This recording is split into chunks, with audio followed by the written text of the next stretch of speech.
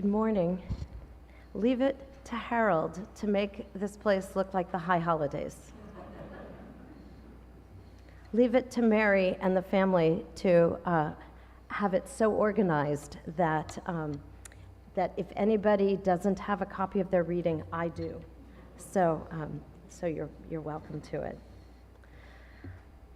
Well, we're here today to honor the memory and celebrate the life of Harold J. Friedman, a person who it says that God has 70 faces.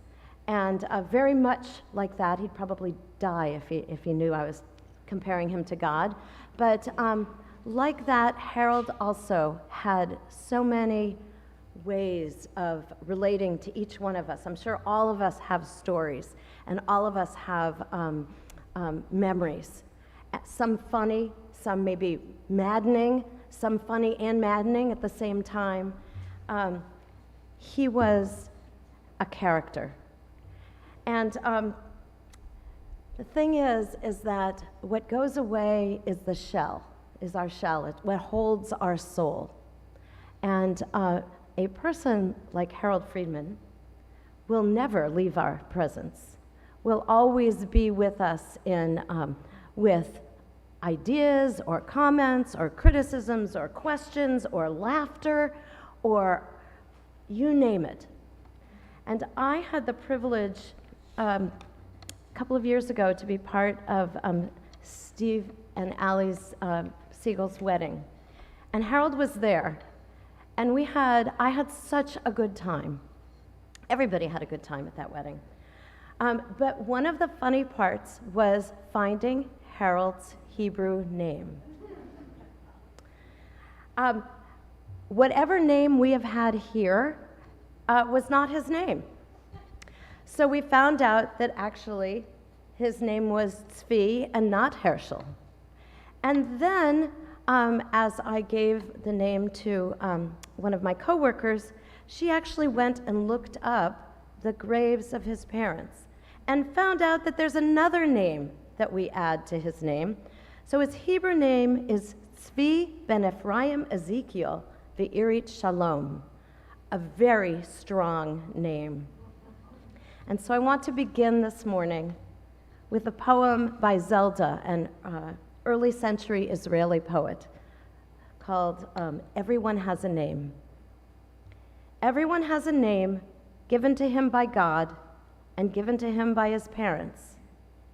Everyone has a name given to him by his stature and the way he smiles, and given to him by his clothing.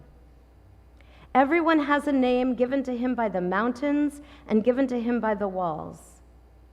Everyone has a name given to him by the stars and given to him by his neighbors. Everyone has a name given to him by his sins and given to him by his longing. Everyone has a name given to him by his enemies and given to him by his love. Everyone has a name given to him by his holidays and given to him by his work. Everyone has a name given to him by the seasons and given to him by his blindness. Everyone has a name given to him by the sea and given to him by his death. Esahenai el harim me'ayin yavo ezri. Esahenai el harim me'ayin yavo ezri. Ezri me'im Adonai oseh shamayim v'aretz. Ezri me'im Adonai oseh shamayim v'aretz. a song for ascents. I turn my eyes to the mountains. From where will my help come? My help comes from Adonai, maker of heaven and earth. Adonai will not let your foot give way. Your guardian will not slumber. The guardian of Israel neither slumbers nor sleeps. Adonai is your protection, a guardian at your right hand. By day the sun will not strike you, nor the moon by night. Adonai will guard you from all harm and guard your life. Adonai guards your going and coming, now and forever. We are assembled with our friends in the darkness that has fallen upon us. We raise our voices together to the source of life, asking for comfort and strength. We need light when gloom darkens our lives. We need fortitude and courage when pain and loss assail us. May we find these in God, who preserves from destruction all that is good. Let us find them, too, in loved ones and companions who do God's work by binding up the wounds of the stricken. For who among us has not passed through trials and bereavements? Some bear fresh wounds in their hearts and therefore feel more keenly the kinship of sorrow. Others, whose days of mourning are more remote, still recall the comfort that sympathy brought to their sorrowing hearts. May our sharing of sorrow and our deeds of solace bring comfort to the loved ones of Harold J. Friedman, Zvi ben Ephraim Ezekiel, ve'irit Shalom.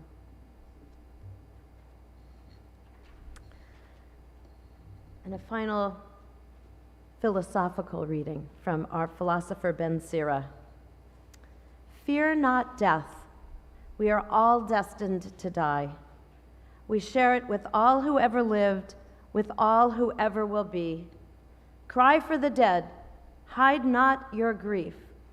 Do not restrain your mourning, but remember that continuing sorrow is worse than death.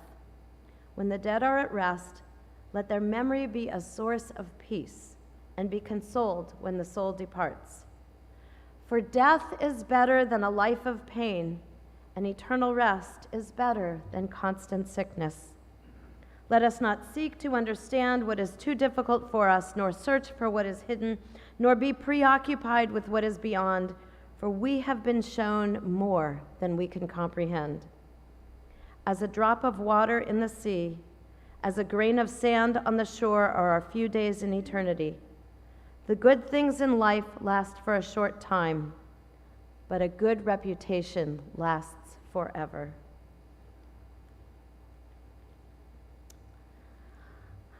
I'll chant Psalm 23 in the Hebrew and then invite the Honorable David Cohen forward to translate the English, to read the English. Mizmor LeDavid, Adonai roi lo echsar, bino desher yarbitzeni, al mei menuchot yanachaleni. Nafshi yeshovev, nafshi yeshovev, yancheni v'magle tzedek, leman shemo. Gam ki elech begetz amavet lo irara ki ata imadi v'shivtecha umi shantecha shivtecha umi shantecha Hema Yenachamuni, Taroch lefanai shulchan, Taroch lefanai shulchan, Taroch lefanai shulchan, neged sorerai, Dishanta v'Hashem roshi, Dishanta v'Hashem roshi,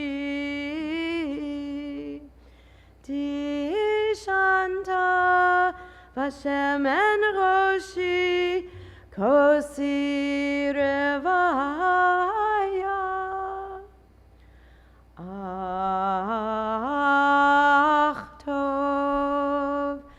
Ach tov v'chesed, yirdefuni kol yemei chayai,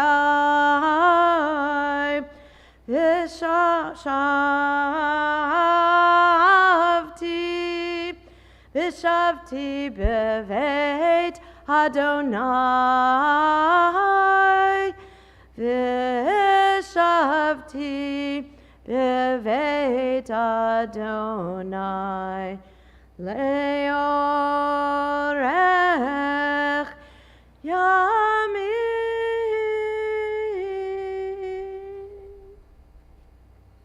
I'd like to invite David Cohn forward.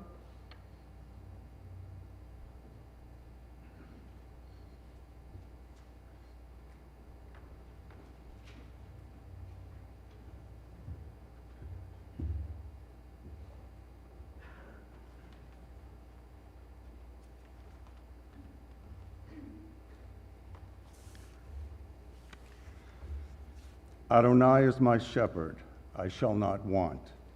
He makes me to lie down in green pastures. He leads me beside the still waters. He restores my soul.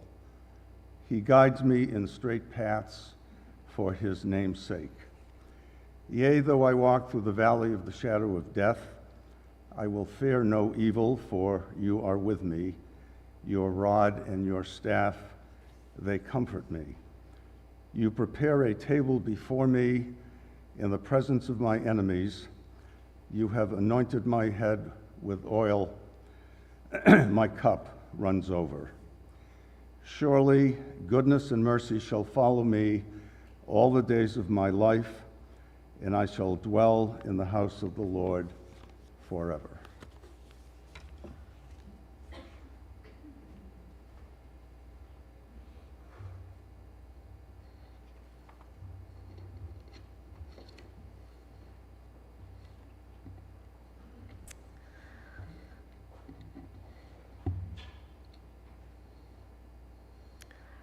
Readings and eulogies.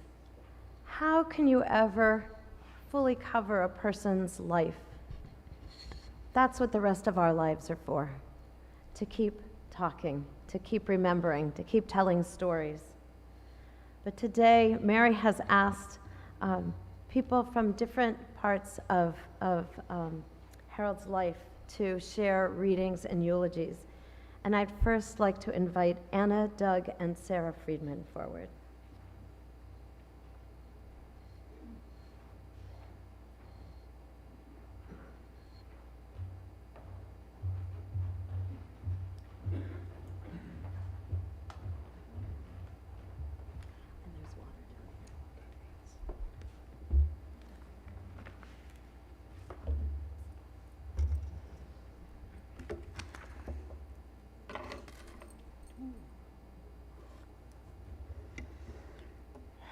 Wow, what an all-star cast.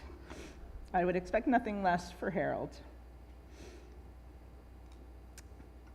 Doug, Sarah, and I would like to thank everybody for their outpouring of love and support. It's really been important to us and has meant a lot. He fought like Atticus and dressed like Gatsby. That's who Dad was. When I was a child, he didn't really help us with our homework. We got quizzed at dinner with questions about geography, like what countries border Italy, and he'd ask us how to calculate odds, which would always come into play when we watched a horse race. Pick any horse, he'd say, and I'd pick, don't pick that horse, the odds are terrible. So I knew he was a lawyer, but I didn't really understand what that meant. When I was about 10, I saw him in court for the first time. I had just read To Kill a Mockingbird and seen the movie, a situation in which the movie did live up to the book. I'm Harold's daughter, so I go off on tangents occasionally. Anyway, when I saw him get up and start his closing, I thought to myself, oh my God, he's Atticus Finch. He was focused, direct, intelligent, dashing, and so very impressive. He had complete command of the courtroom. The judge and jury were looking at him. The people in the gallery were looking at him. All eyes were on him. In my memories, opposing counsel was always scowling. I left that courtroom and thought, that's what he does. He's amazing, and I'm so proud. And he got another check in the hero column. His work ethic was incredible, something I've always tried to emulate. Harold was a force, whether in the courtroom, at a party, or on the golf course. He left an impression. He loved to make an entrance. When he was going out, he would come downstairs and parade around like he was on a fashion runway. I remember being so excited to see what he was wearing. His sense of style was legendary, and he lived by the mantra, think Yiddish, dress British. Or Italian. When he had a trial, he would let me pick out his ties, a job which Sarah later took on, which made me feel really special. He also loved performing. When I was in middle school and my parents had dinner parties, Dad and I would dress up and do a dance routine to Grease Lightning. Some of you here today were lucky enough to have witnessed that. There were some disadvantages to having a trial lawyer as a father. The main one being that it was much harder to win an argument, although I think the three of us really learned a thing or two along the way. To make matters worse, he did a lot of product liability work, which meant we were taught that nothing in life is safe. Everything's a potential hazard. If you mowed the lawn, you could lose a foot. Don't dive into the pool, you could bump your head. The kitchen is the most dangerous room in the house. Be careful walking across the street, and God forbid if you were in London and you were looking the wrong way. Sarah didn't use a window blind until college because of the risk of strangulation. He was also a bit of a germaphobe. He asked the doctor who was delivering Sarah if he had washed his hands. In fact, he was always asking us if we'd washed our hands. He liked to be waited on and would say, yeah, Hannah, go get me a glass of water, or dessert, or whatever, but make sure you wash your hands. The most important things to Dad were loyalty, integrity, and family, and love. Lots and lots of love. We've all inherited those traits from him. Sundays, unless this guy was playing in a hockey tournament, were family days which involved Mr. Bagel, Sunday paper, and wiffle ball or tennis at the fort. Dad was known for his gourmet cooking abilities. Ingredients were a big part of that. Every weekend we'd go to Model Market and Blumenthal's and other specialty markets so that Dad could get all the right ingredients. When he cooked, every single plate, spoon, fork, knife, dish rag, pot, pan, and other cooking utensil would be used, whether or not they were actually needed to prepare the meal. The cleanup after a Harold meal was massive, but so worth it. He also loved to travel, and we were all lucky to go on many trips with him over the years. The last trip being a family trip to Bermuda with Mary, Doug, Lori, Jackson, Grady, Marina, Sarah, and I. If I had a couple hours, I could tell you 10 or 20 really funny stories about him from that trip, but I don't. We spent a lot of time in Italy, as we had a house there for many years, and he would speak in Italian with a bunch of Spanish words thrown in. Some locals would ask him to speak in English after a few minutes, but he always managed to get the info he wanted. Going out to dinner on these trips would mean walking or driving around a village or a city looking for the perfect place that was authentic and not touristy. And this was really hard when we would be driving around for an hour or two. We'd finally eat dinner at 10 o'clock at night. But again, it was always worth it. He ended up in so many kitchens in restaurants in Italy, talking to the chefs and committing to memory the food we were eating so he could recreate it back in Maine. On ski trips, Dad would say, "You ski down and watch me." And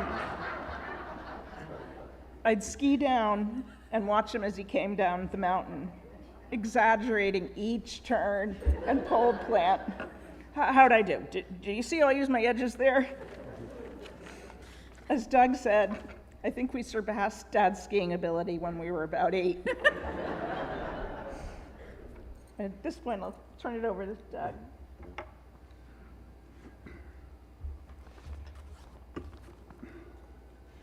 So the rabbi said to be ourselves, so I'll do my best. I have Harold's yarmulke on my head. It's a little bit big because his head was so big. Try not to let it fall off, but so obviously Harold would be very happy today with you all here as we celebrate his life. As always, as you all know, he loved being the center of attention. I wanted to touch on some of Harold's passions, and really 2 of them, which I had the opportunity to do a lot with him, golf and fishing. He loved to do them both so much, and he was fortunate to be able to spend a lot of time with his family and friends doing these. I am not going to touch on his yachting hobby, which lasted a few weeks and ended up with the Irene G, a beautiful Hinckley picnic boat named after his mother, stuck on some rocks in Casco Bay. And Harold didn't fail at much, but perhaps that's why he's the only one in the family who actually failed the U.S. Coast Guard boating certification course that he forced us all to take. So, Harold got hooked on fishing early on. He shared this passion with all of his family and many of his best friends.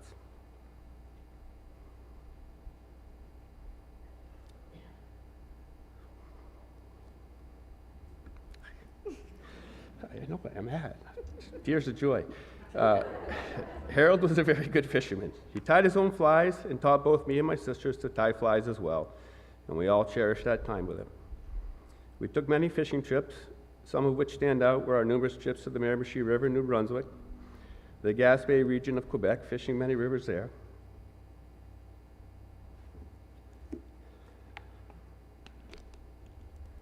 And our last big trip to Norway.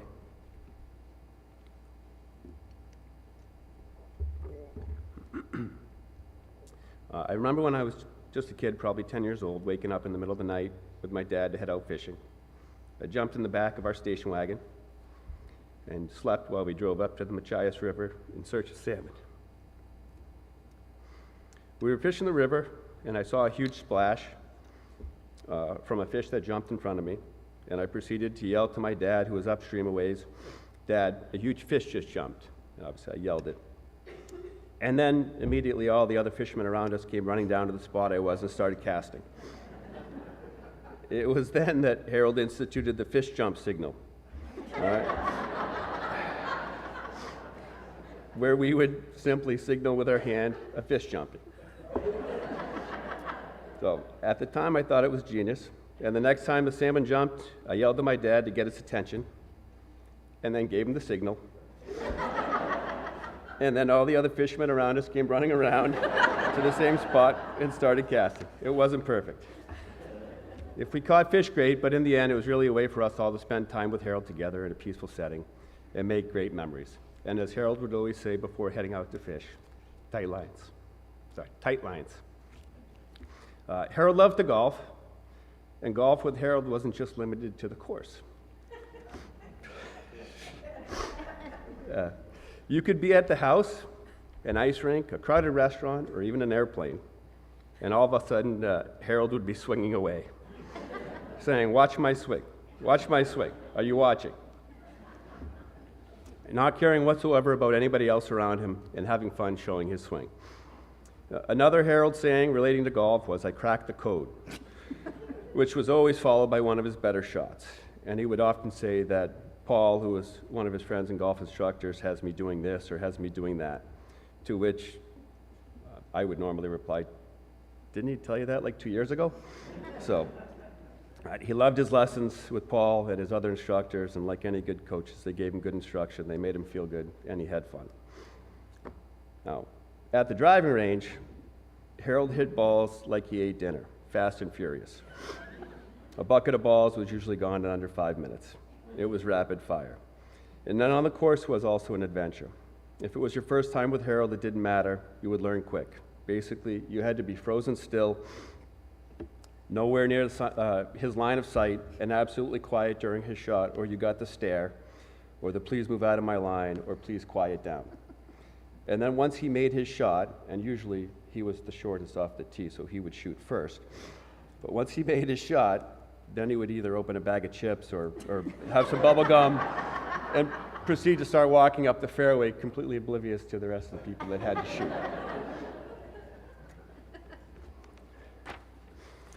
Harold had a meticulous routine on the golf course, 2 excellent practice swings followed by his swing on the ball, which was never the same.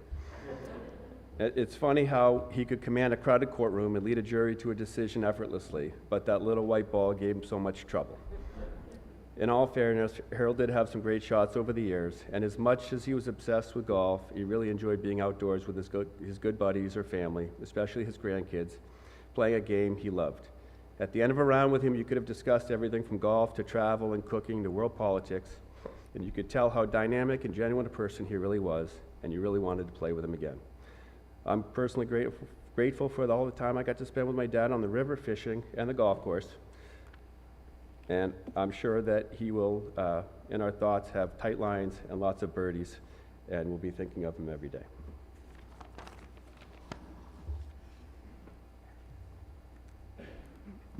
Just going to lower this foot.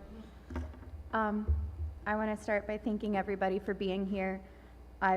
We all have received a tremendous outpouring of love in the last few days, and I've been treasuring every message and memory that's been shared with me. I've been getting messages from many old childhood friends, some of whom I haven't spoken to in years, because Harold always left an impression. A common thread in most sentiments from someone who knew H when they were a kid is that he was one of the only, if not the only, adults who really cared about their opinions. My father had no idea how to deal with children. So instead of ignoring them or brushing them off like most adults who aren't so good with kids would do, he just treated them like adults. I can't tell you how many of my friends or my cousins would enter 36 Surf Road with the intention of hanging out with me, just to spend their time getting cross-examined by Harold on nuclear proliferation or whatever was going on in the world. While this ranged from annoying to terrifying for most kids, so many people have told me that Harold made them feel so seen and taught them at a very young age that their voice mattered. It might not seem like it on paper, but my father was actually an artist. His ability lay not with painting or music, but with elevating daily activities into an art form. Cooking was one of his primary expressions. His insistence on riding a wave of creativity and his utter refusal to follow recipes or use any form of measuring device was nothing short of poetic, except for when it wasn't. H's food, like H himself, had higher highs and therefore lower lows than most of us. Much like most fine art, if you didn't like what he made, that just meant you didn't understand it, or that is what he said, at least. Harold was the maestro of his closet. His outfits were symphonies, his Italian leather shoes tapping out the rhythm of his mood. I, like Anna before me, picked out outfits for every deposition, important meeting, and trial throughout most of my life. Once I picked out a Poochie tie for a business trip, and he said, "Honey, I'm going to Texas, they won't understand Poochie." While he may have been a master at reading a room, he was an expert at being read. Everything right down to his pocket square was designed to evoke a specific impression. He used his clothes to tell a story. And he excelled at no art greater than storytelling.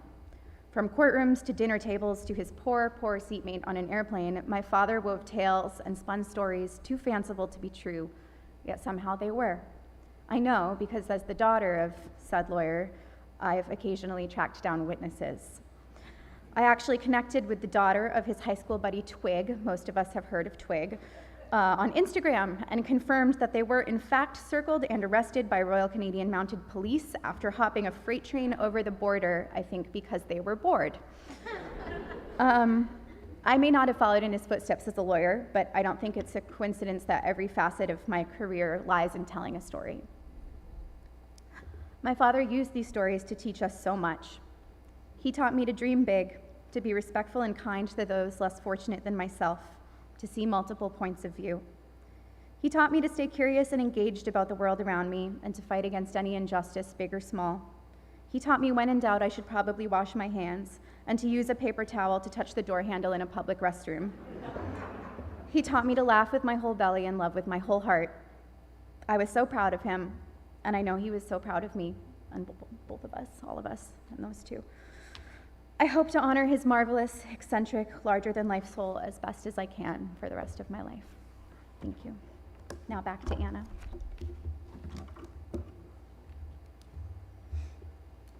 Just a few short words in closing. The pandemic was a blessing to me. I was able to move home to Maine, and I lived with Dad and Mary for about 6 months before I found my own house. We spent a lot of time cooking, laughing, taking walks with Boomer, and it was just a safe and comforting place.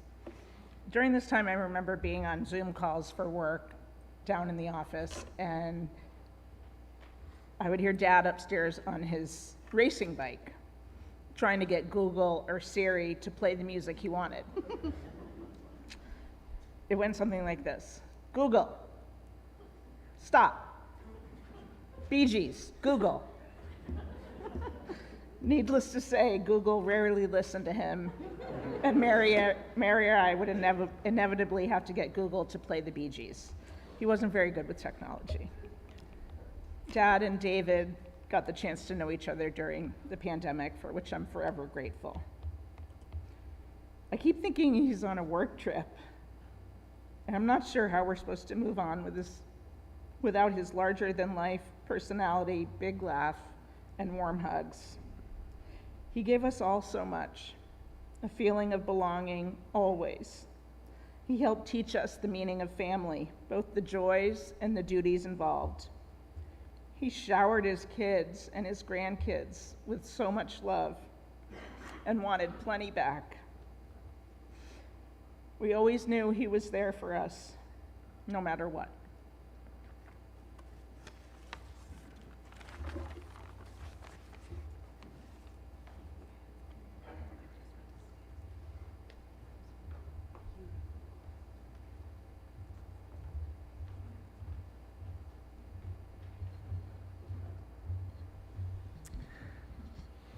Our next speaker, and the one who's made me the most nervous, except for Charlie Dibner, is the Honorable George J. Mitchell, but I think today he's Uncle George, so I'd like to invite him forward to share some words.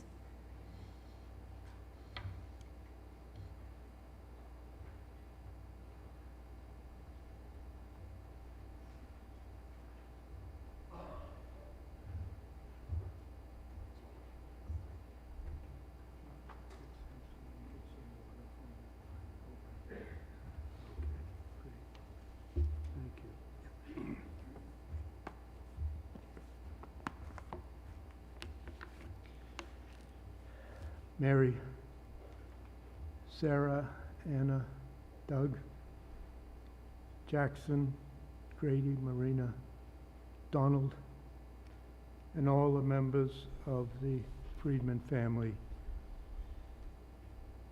I speak for everyone here in giving you our heartfelt condolences and prayers. It feels strange for me to be here speaking at Harold's funeral. For a very long time, we both expected that he would be speaking at mine. It's hard to accept that a man so full of life is no longer with us.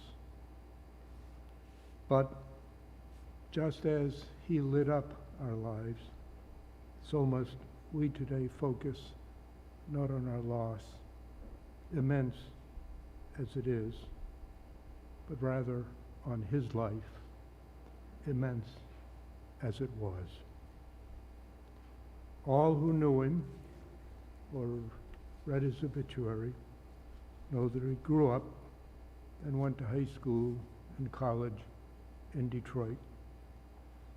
He then got his degree in law from Boston University, and not long after, he got what every young lawyer dreams of, a job as an assistant United States attorney in the Eastern District of New York.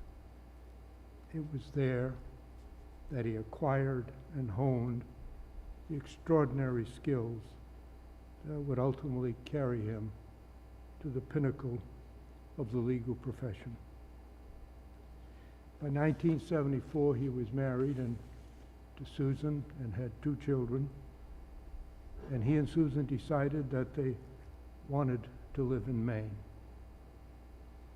I was sitting in my office in Portland at the law firm of Jensen and Baird when I received a phone call from someone named Harold Friedman. I had never met him. I had no idea who he was. He said that he had been given my name and number by his boss, the United States Attorney in New York, with whom I was acquainted. Harold described his background, talked at some length, and then asked me directly for a job at our firm. I explained to him that ours was a small firm that did no trial work. We had 6 lawyers, and I was number 6. So I said I didn't think it was possible. Well, how about another larger firm, he asked. I told him that I would do my best. When I hung up, I thought, here was a man I never before met or spoke with, but after a half hour on the phone, I was so impressed that I was determined to help him achieve his goal. I first checked with his boss, my acquaintance in New York. He was lavish in his praise of Harold's skills.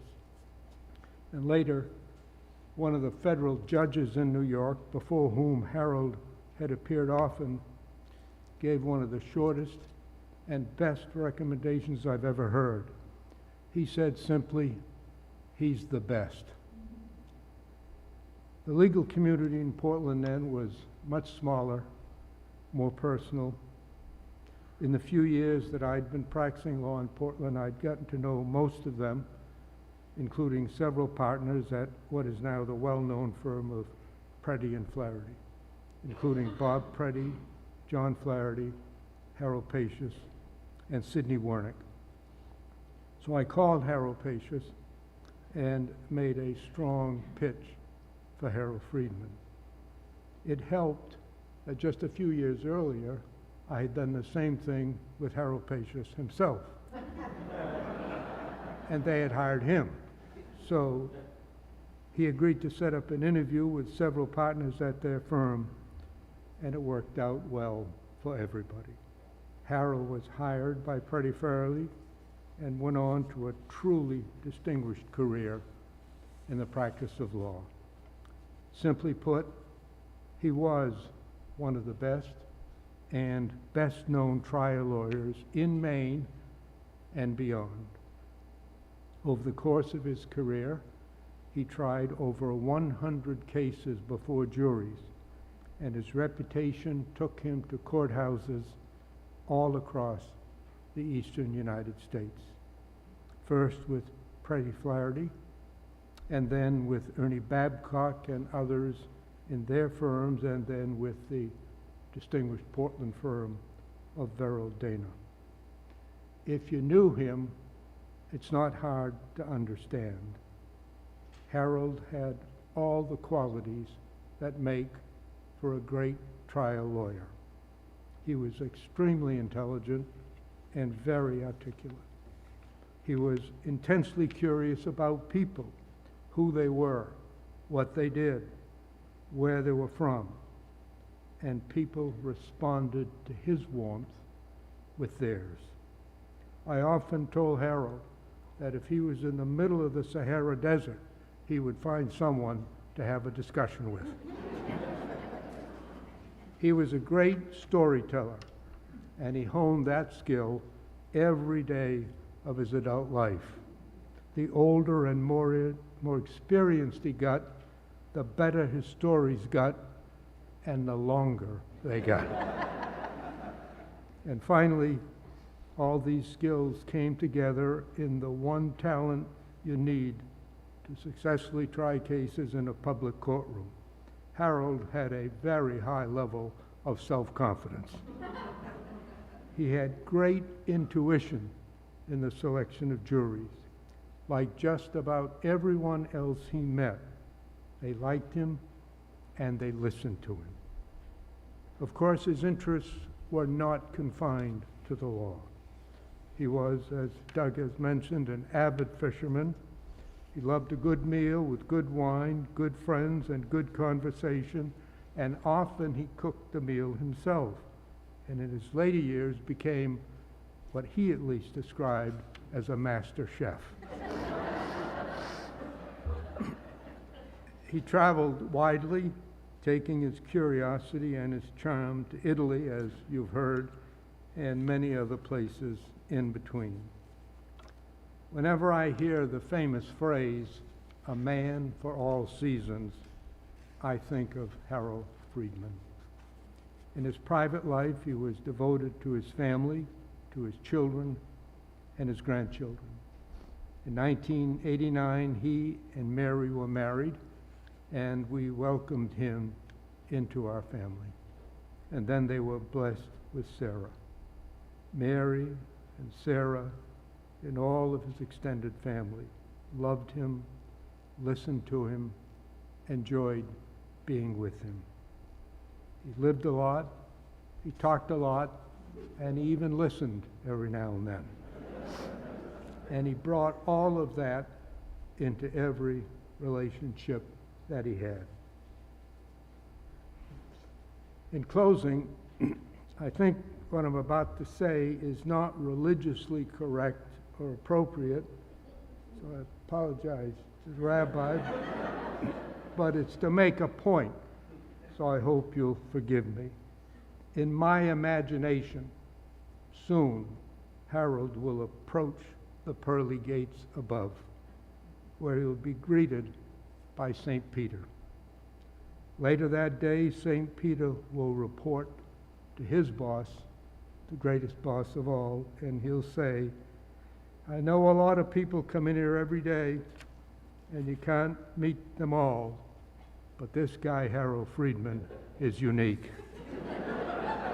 Truly one of a kind.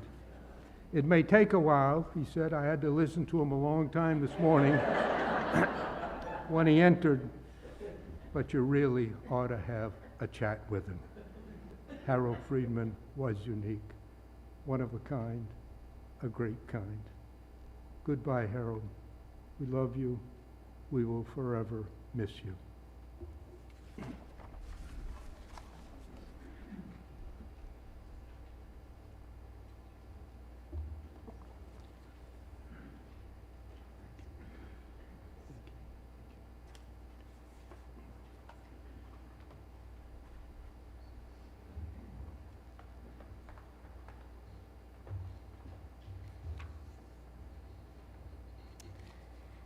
And I'd like to invite dear friends Eddie and Charlie Dibner forward.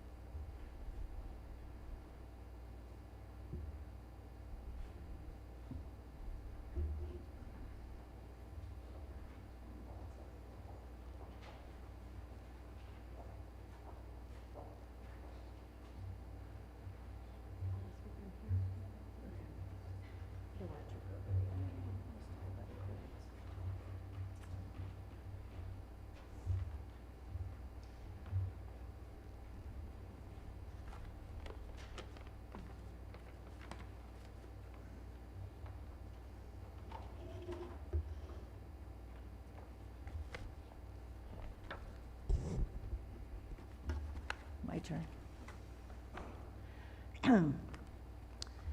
The rabbi has been asked to destroy the sound system in the process of trying to turn up the volume a little bit.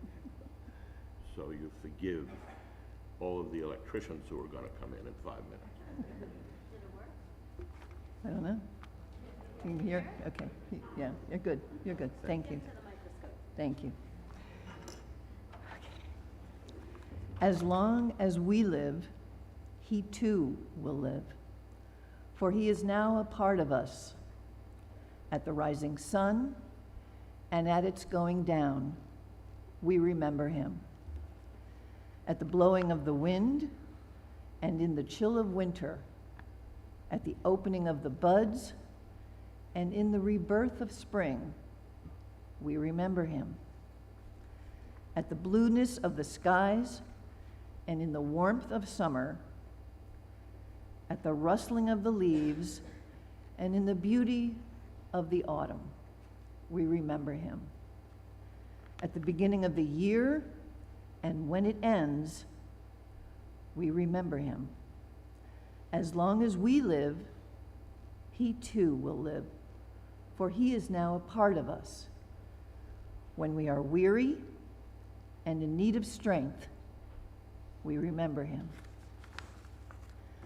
When we are lost and sick at heart, and when we have decisions that are difficult to make, we remember him. When we have joy we crave to share, and when we have achievements that are based on his, we remember him. For as long as we live, he too will live, for he is now a part of us as we remember him.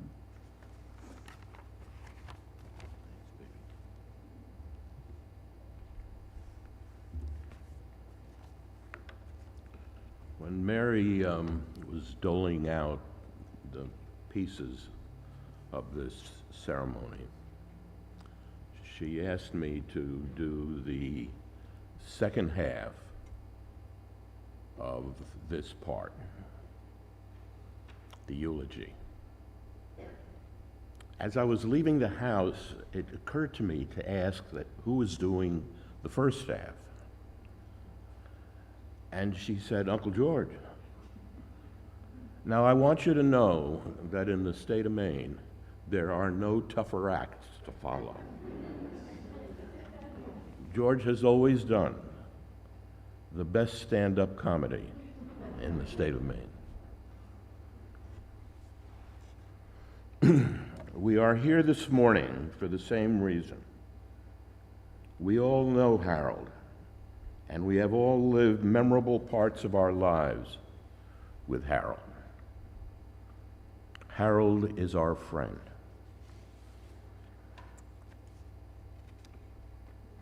To be sure, not in the same way for each of us, not in the same time, and not from the same place. It is only that we know him, and that is enough. He is and will always be our friend.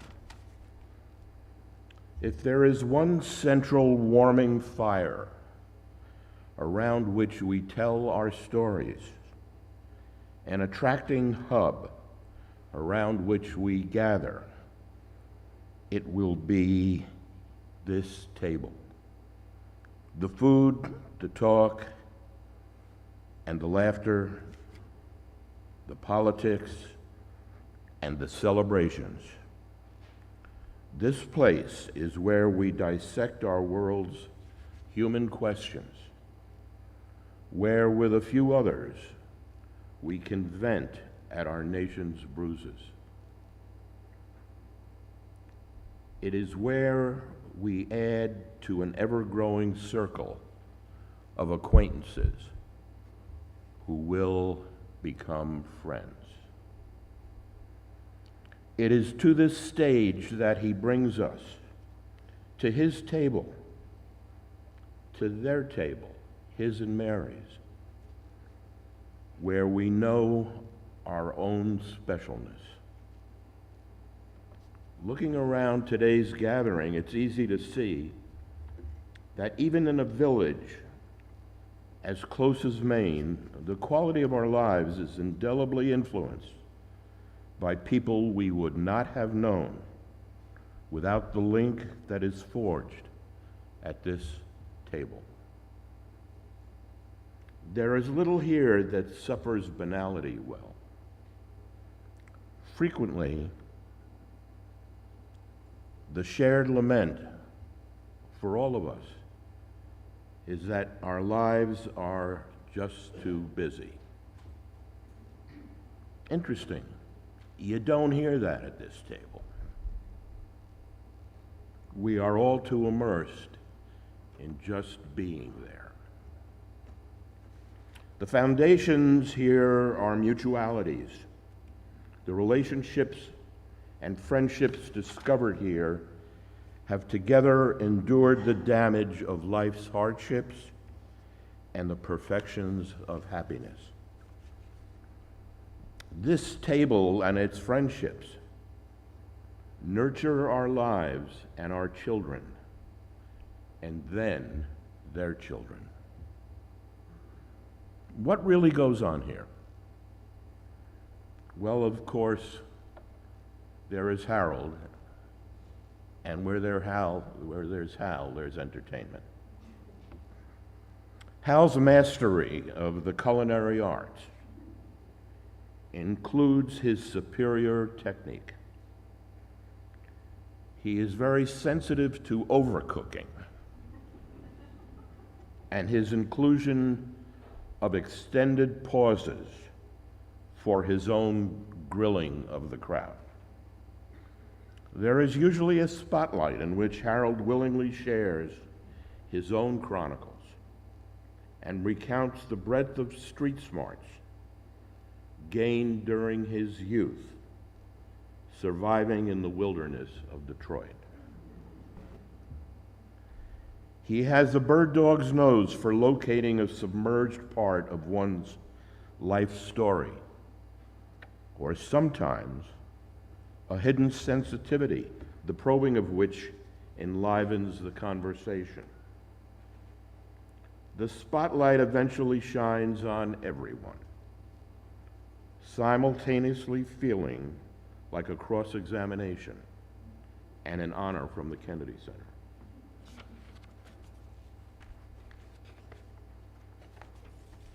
But in my recollection, it has been Harold's chronicles that hold the stage. And yes, they sometimes tend to become obsessions. We have known all of the dimensions of golf, yachting, fly fishing, exotic automobiles, men's fashion, horse racing, competitive bicycling, hockey, fine cigars, single malt scotch, and culinary expertise. Not to ignore, of course, the specialized uniforms that are essential to each. Some of these friendships unknowingly cleared out the wild undergrowth that passes for the roughs of St. Andrews in Scotland. They witnessed the recreation of Renaissance quality hand-constructed Italian bicycles and have been awed by Hal's personal resurrection of the Italian shoe industry, not to mention Ferrari. Also, many of these friendships have fished for ethereal, glistening salmon and stunning, bejeweled trout. Friendship is about all of these things. So I have some questions for you. They're questions that only Harold's cherished friends could answer. The truth is, I don't know the answers. I don't even know if there are questions. But you will know. When does a smile become a conversation? A conversation become a dialogue? When does a dialogue become a friendship? When does a friendship become a family? When does the family of one's birth become a bit less significant than the family we are building? When does a thought become a remembrance? When does that remembrance become a memory, a brief recollection of something special? I don't know these answers. What I do know is that these are questions about living and about life. These questions honor the past while creating the future for us.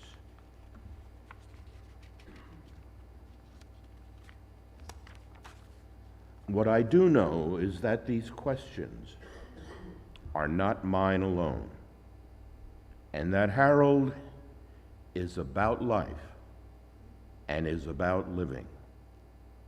It is at their table, Hal's and Mary's, that I come to understand this. L'chaim, Harold.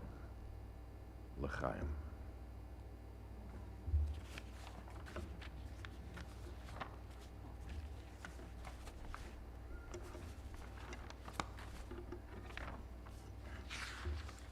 Thank you.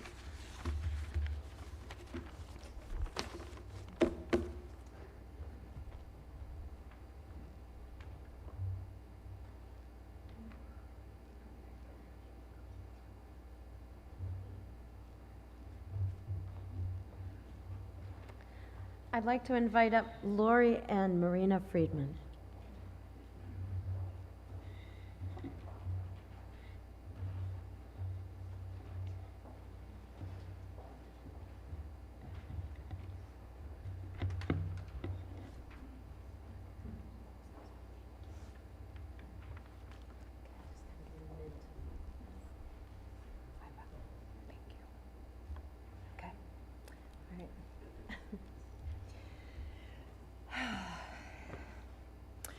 So I had no idea when I met Doug what that would mean.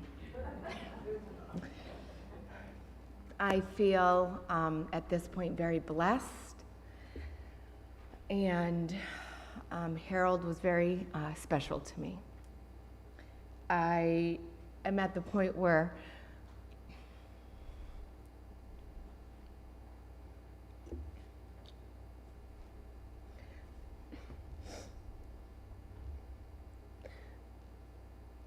I am so grateful for his love.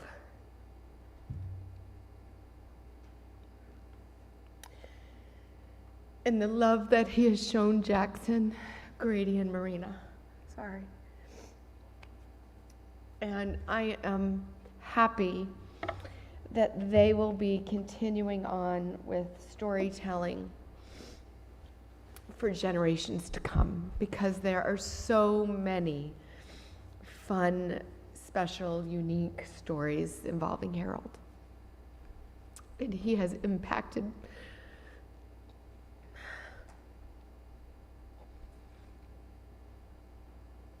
my children more than words can say, so I am grateful.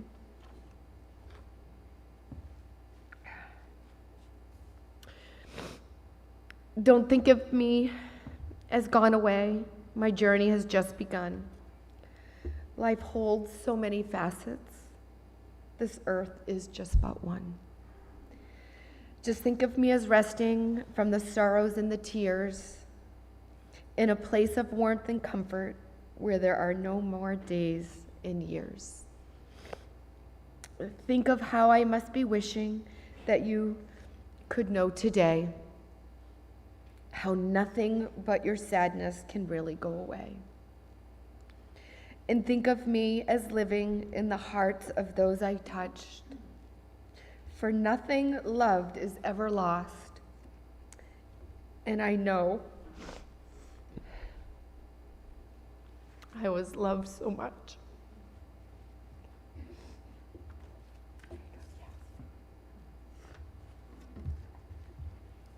I'd like the memory of me to be a happy one. I like to live an afterglow of smiles when life is done.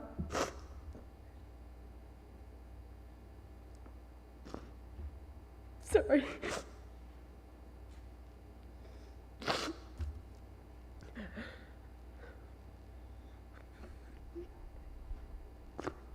I'd like to leave an echo of whispering softly down the ways of happy times and laughing times in bright and sunny days.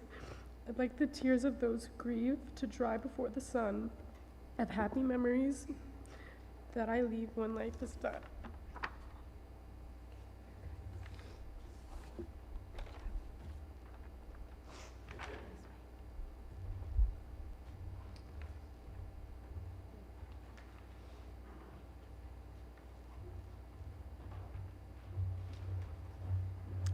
And I'd like to invite Jackson and Grady forward.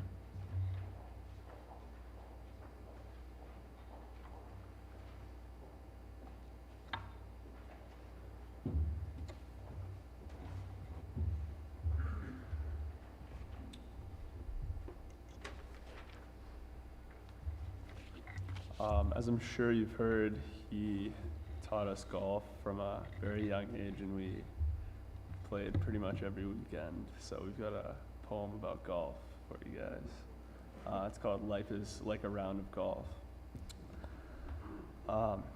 Life is like a round of golf with many twists and turns, but the game is much too sweet and short to curse the shots you've missed.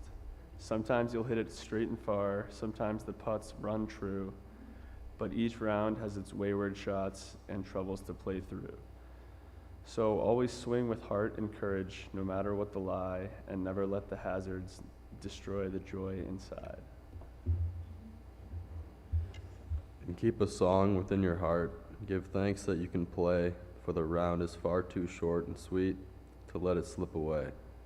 So, if this is the last time we speak, then may I say, life with you was good, my friend, and I'll see you on the 19th one day.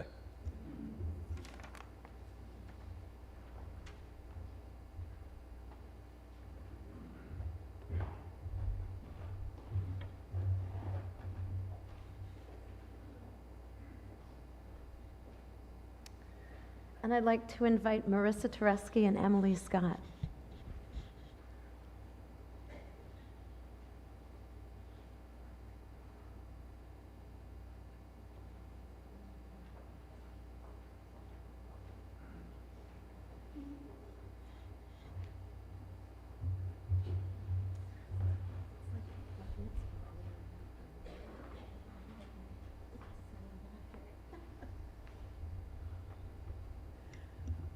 Whew. Y'all look beautiful. I think. Oh, here we go. Can you hear me? Can you hear me? Okay. Whew. I think the last time I'd been up here was for my bat mitzvah, or maybe Sarah's. Whew. The bima. It only makes me look old. When I die, give what's left of me away to children and old folks who wait to die. And if you need to cry, cry for your sibling walking the street beside you. And when you need me, put your arms around anyone and give them what you need to give me. I want to leave you something better than words or sounds. Look for me in the people I've known and loved.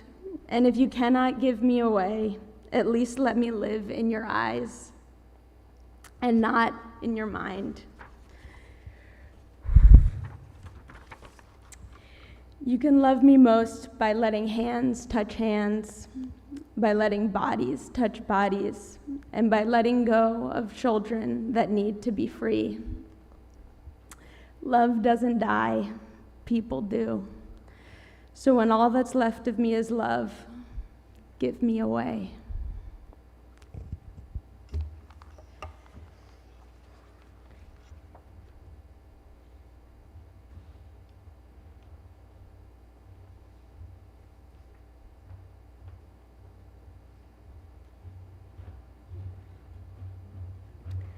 And I'd like to invite Steve Siegel forward.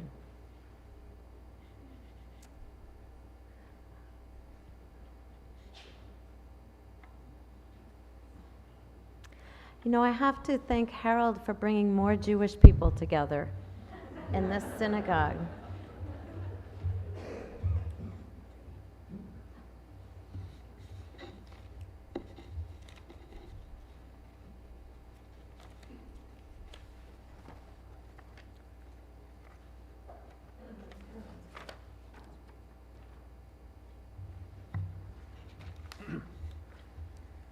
Good afternoon to you all. It's an honor to read this in honor of my dear friend.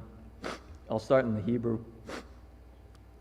Talmid Hacham im meis mi mevi lanu timuraso ki yesh lakesef motza umakom lazachav yazoku barzel me'afar yukach v'even yatzuk chusha v'chachma me'ayin timatzeh v'ezeh mekom bina Talmid Hacham im meis mi mevi lanu timuraso.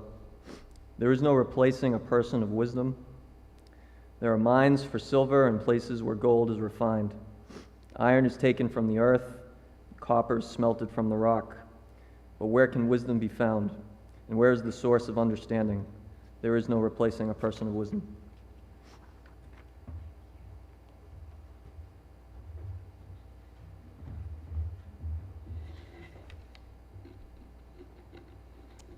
And I'd like to invite Rick Schein, Betsy Wildman, and Andy Frankenberger forward.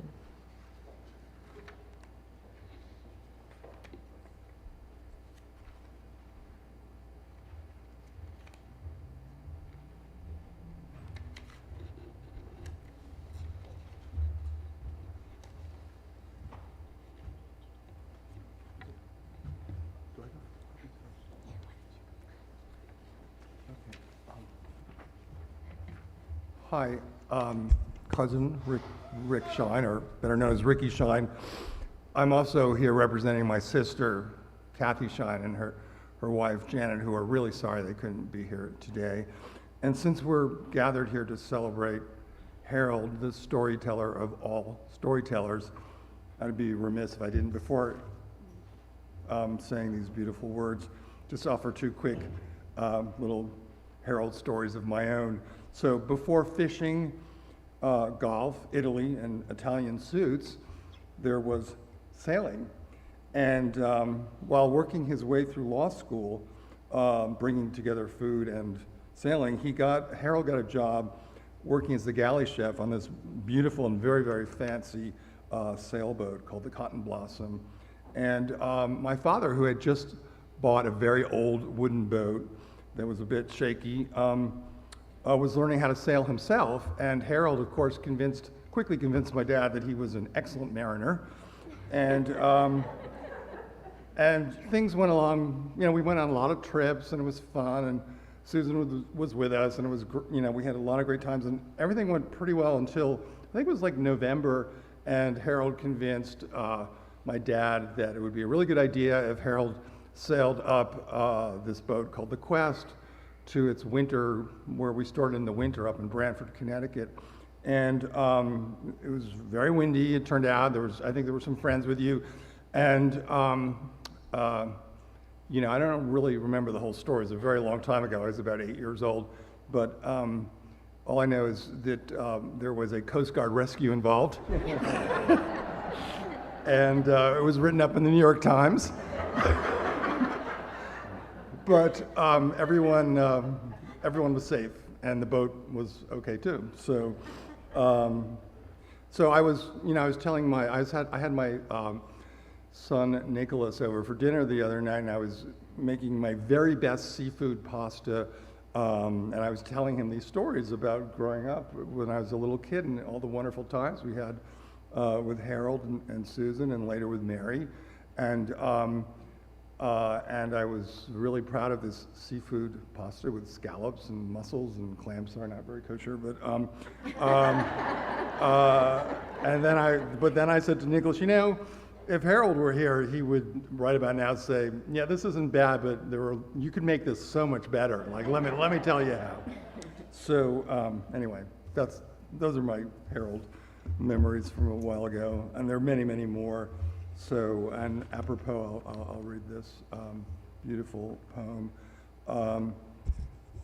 Look for me when the tide is high and the gulls are wheeling overhead, when the autumn wind sweeps the cloudy sky, and one by one the leaves are shed. Look for me when the trees are bare and the stars are bright in the frosty sky, when the morning mist hangs on the air and the shorter, darker days pass by.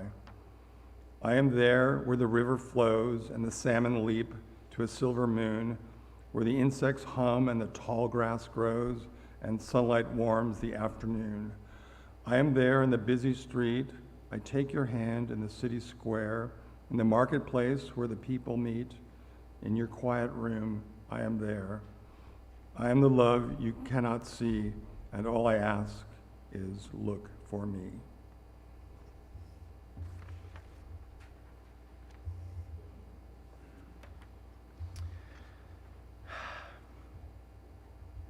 Harold and my mother, Lois, were first cousins, and he was always one of my heroes.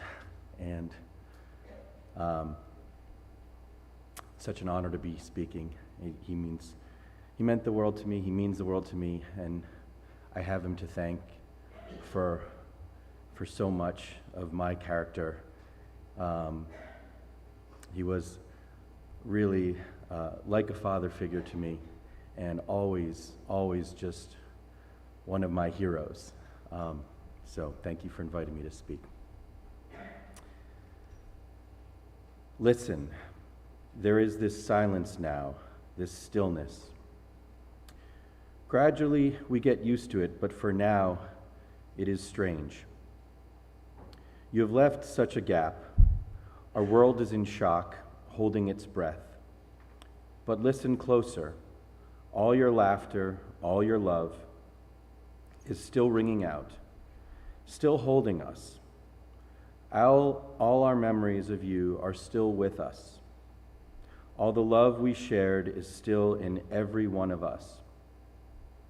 And although we ache from the loss of you, you will always be here, as still and steady and fierce as any star.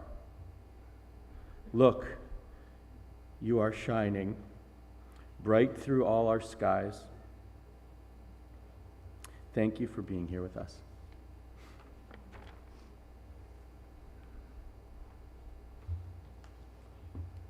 Thank you for having me here to speak. I'm Cousin Betsy. I've idolized Harold Friedman my whole life, and today is no exception. He is Gone by David Harkins. You can shed tears that he is gone, or you can smile because he has lived. You can close your eyes and pray that he will come back, or you can open your eyes and see all that he has left.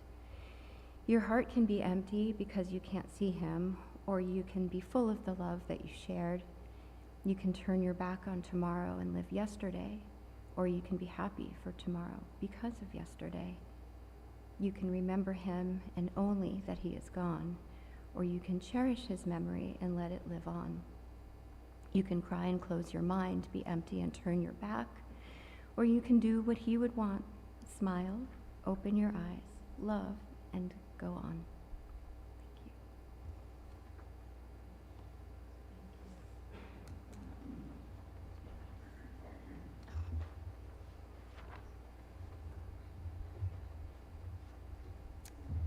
And I'd like to invite Janet, Ann, and Carol Mitchell forward.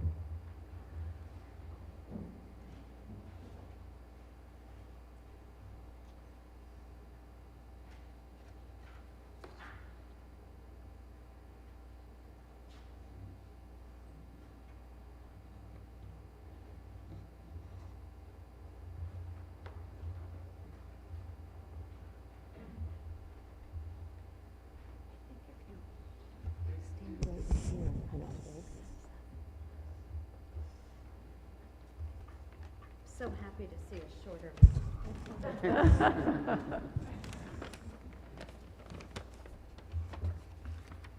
I am honored to share these words with you by Mark Halpern, that are a mirror of Harold's whole life, and it could have easily been written by my amazing son-in-law. I was graduated from the finest school, which is that of love between parent and child. Though the world is constructed to serve glory, success, and strength, one loves one's parents and one's children and grandchildren despite their failings and weaknesses, sometimes even more on account of them. In this school, you learn the measure not of power, but of love, not of victory, but of grace, not of triumph, but of forgiveness. You learn as well, and sometimes, as I did, you learn early that love can overcome death, and that what is required of you is memory and devotion. Memory and devotion. To keep your love alive, you must be willing to be obstinate and irrational and true to the fashion your life is as a construct, a metaphor, a fiction, a device for the exercise of faith. All this time, my heart has told me nothing but love and protect. The message has been strong, and through the twists and turns, it has never varied. To protect, and to protect, and to protect. I was born to protect the ones I love, and may God continue to give me ways to protect and serve them, even though I am gone.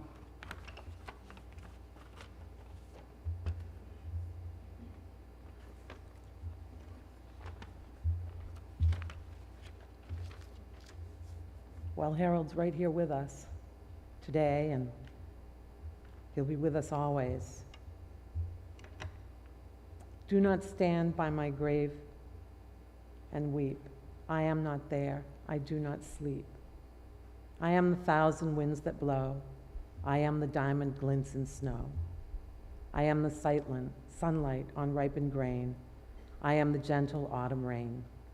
As you awake with morning's hush, I am the swift, uplifting rush of quiet birds in circling flight. I am the day transcending night.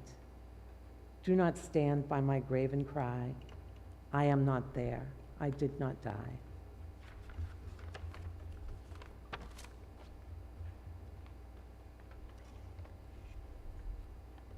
I think that we'll all be carrying Harold in our hearts for a very long time, so it's with this that I dedicate this poem to him by E. Cummings.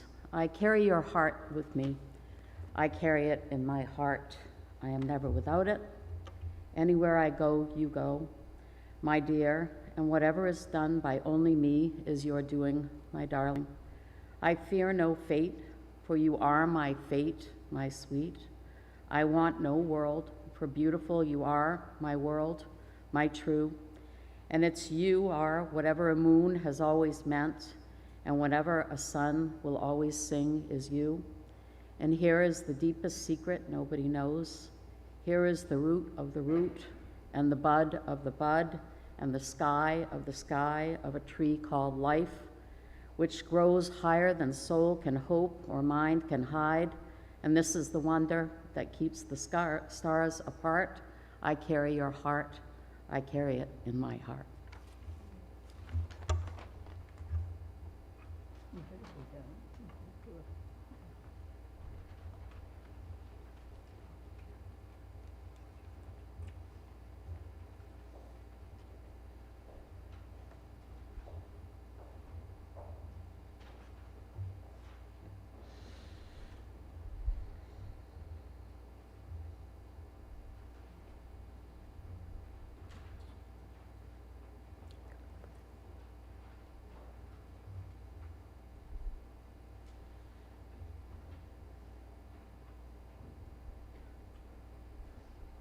And I'd like to invite Mary forward.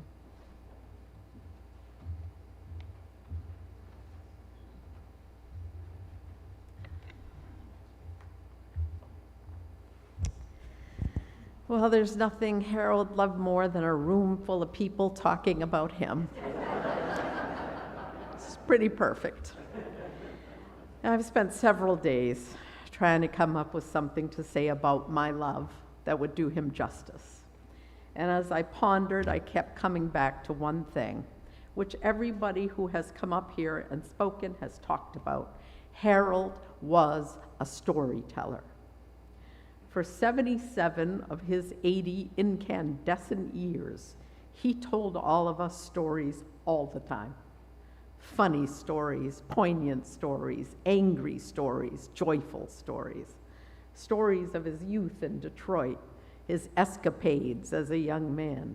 Stories of his life, of his loves, and of his work. What made Harold one of the finest trial lawyers I have ever seen? I'm looking at you, Judge Hornby, Judge Cohen, and so many others, was his ability to turn a trial into a story that a jury could understand and relate to. It didn't matter what the subject matter of the case was. He would use his ability to simplify the most complex cases. He intuitively knew what it was a jury wanted to hear. He knew when to stand up, and he knew when to sit down. For Harold, everything in life involved a story, whether it was cooking or fishing or biking or golfing or working.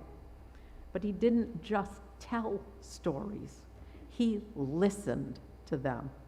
Whether it was a cab driver in London or a waiter in Italy or a parking garage attendant on Temple Street. He engaged with everyone to hear their stories, which moved him deeply and sometimes outraged him if they dealt with disrespect to others less fortunate than himself. Stories fed his soul. They made him who he was to all of us, larger than life, sometimes a giant in the courtroom, sometimes a goofball on the golf course. He was endlessly curious about people, cultures, cuisines, geography, and politics, and he made me laugh every day for nearly 40 years. When dementia began to rob Harold of his ability to tell stories, his children and his grandchildren, his friends and his colleagues stepped in and told those stories to him. Sometimes his own stories, which he couldn't really remember, but he loved to hear. Anna, Doug, Sarah, he loved you all so much, and he was so unbelievably proud of you. When the tables turned and you all became, in some respects, a parent, you gave him the gift of laughter by regaling him time and again with the old stories. Jax, Grady, Marina, what joy you gave Papa as he heard your stories and watched you grow. Lori, for so many years, more recently Dave and John, you brought Harold peace, knowing how much you loved his children and you were integral parts of their stories. Although Harold's life these past few years was filled with hardship and anguish for him and all of us, they were a blip in the tapestry, in the story of his extraordinary life. I choose to remember Harold, Dad, Papa, as the best storyteller I ever knew. A man who could be in any situation and never be out of place. A man who lived life to the absolute fullest, who never gave up, no matter how hard it became for him. That was Harold. On behalf of our family, I thank you all for coming today to honor Harold. I hope you can join us at the reception following his burial. And I ask you one final favor. Tell your best Harold story to those around you. Keep him alive in your memory, and above all, laugh or cry, but never forget his story. Thank you. Thank you, Rabbi.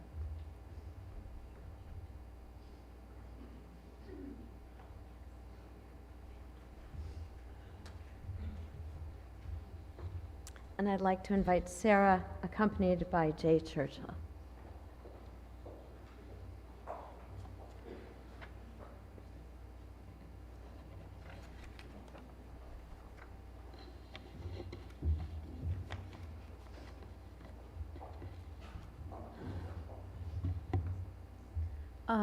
My dad, when he realized I could sing at the age of about 4, started getting free entertainment at dinner parties and always asking me to sing for everyone. And I don't do very much singing these days, but I want to sing to him one last time.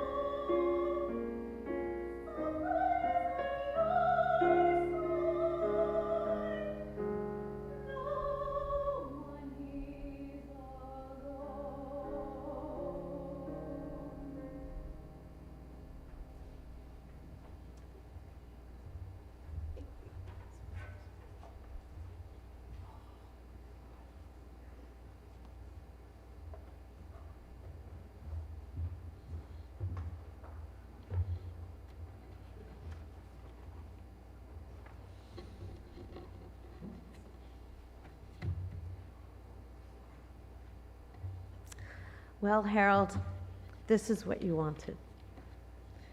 Is there any justice going on out in Portland right now? Is there anybody working?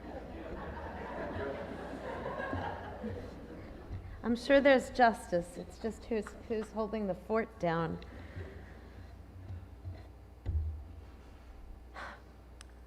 You know, as a rabbi, I am a professional, and I try to recognize where everybody is coming from and listen, and try, when I can, to keep my distance. But today I'm not having an easy time keeping any kind of professional distance, because Harold, though he intimidated me every time I saw him, because I'm a rabbi, it was always fun in its own way. And that's what I've heard from everyone here. And I tell people often that when grief is such a strange thing, it's really some sort of alien that starts to grow inside of us. And I know that if not all of you, many of you are the kind of people who like to be in control and like to know what's going to happen next. And it's funny how grief just says, you may be the smartest person in the world, but I'm going to make you break down right now. So in true Jewish way, I want to tell all of you, especially family and friends and even Harold's acquaintances, that if you have a moment where you break down, or you just start laughing, or you just spontaneously tell a story, it is all right. It is good. In a funny way, maybe Harold just taught me we really don't have a lot of control over what goes on. But Mary does.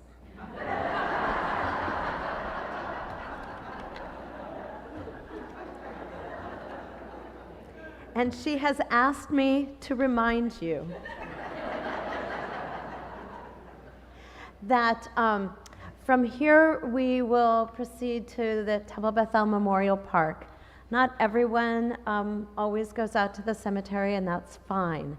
So you may proceed right to the Embassy Suites and begin to do the other thing that Jewish people do when we're sad, which is to eat and continue to tell stories. You know, I keep thinking that Harold is actually going to walk in from the back and say, that was great. But if he doesn't, for sure, his memory, his stories, his entire being will always be with us, with Portland, with Maine, and I don't know how much further. The world will always remember Harold Friedman, whatever his Hebrew name is or was. Vayashov ha'afar al ha'aretz k'shahaya, v'haruach tashuv el ha'elohim asher netana. The dust returns to the earth as it was, but the spirit returns to God who gave it.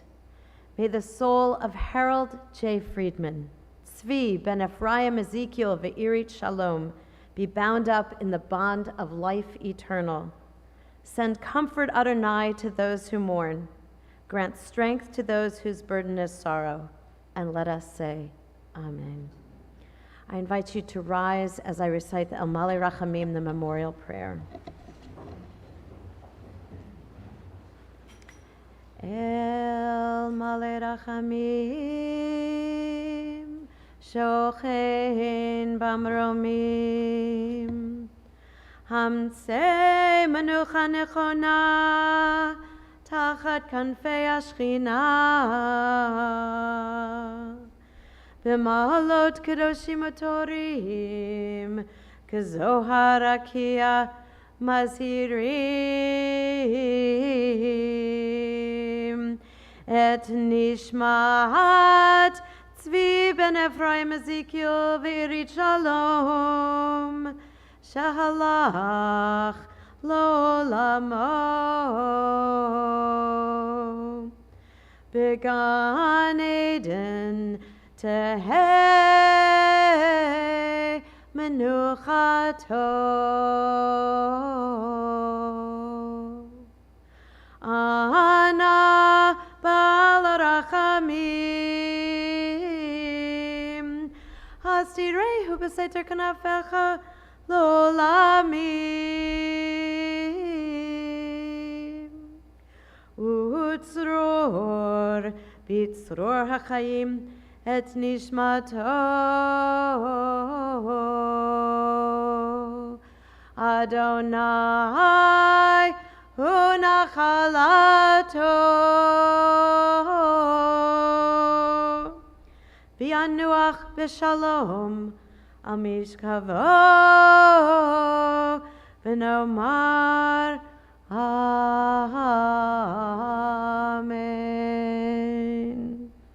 El Malei Rachamim, exalted, compassionate God, grant infinite rest in your sheltering presence among the holy and pure to the soul of Tzvi ben Ephraim Ezekiel Ve'irit Shalom, who has gone to his eternal home.